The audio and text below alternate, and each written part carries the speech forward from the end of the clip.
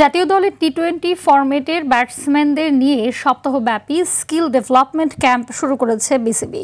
শনিবার প্রথম দিনে ব্যাটসম্যানরা কোচ ফিল সিমন্সের অধীনে ৩ ঘন্টার অনুশীলন করেছে। এনসিএল এর বাইরে থাকা জাতীয় দলের ব্যাটাররা এই ক্যাম্পে অনুশীলন করছে। ব্যাটসম্যানদের ম্যাচ সিনারিও তৈরি করে দ্রুত রান তোলার কৌশল রপ্ত করার তালিম দিয়েছেন ফিল সিমন্স। এদিকে সপ্তাহব্যাপী এই ক্যাম্প থেকে পাওয়া কৌশল ক্রিকেটাররা বিপিএলে কাজে লাগাতে পারবে বলে মনে করেন জাতীয় দলের সিনিয়র সহকারী কোচ মোহাম্মদ সালাউদ্দিন। অনেক সময় হয়তো অনেক ব্যাটসম্যান তার রোল অনুযায়ী পারফর্ম করেনি, বাট তারা অ্যাটলিস্ট জানে আসলে তাদের কি করতে হবে। হয়তো পারফরমেন্স আসছে, অনেক সময় আসে নাই। যে কয়টা দিন সময় পেয়েছি, হয়তো যতটুকু পারা যায় স্কিলে যদি ডেভেলপ করতে, সেটা যদি তারা বিপিএলে অ্যাপ্লাই করতে পারে, সেটা আমাদের জন্য স্যাটিসফাই হবে এবং হয়তো ওয়ার্ল্ড কাপেও আমাদের কাজে লাগবে।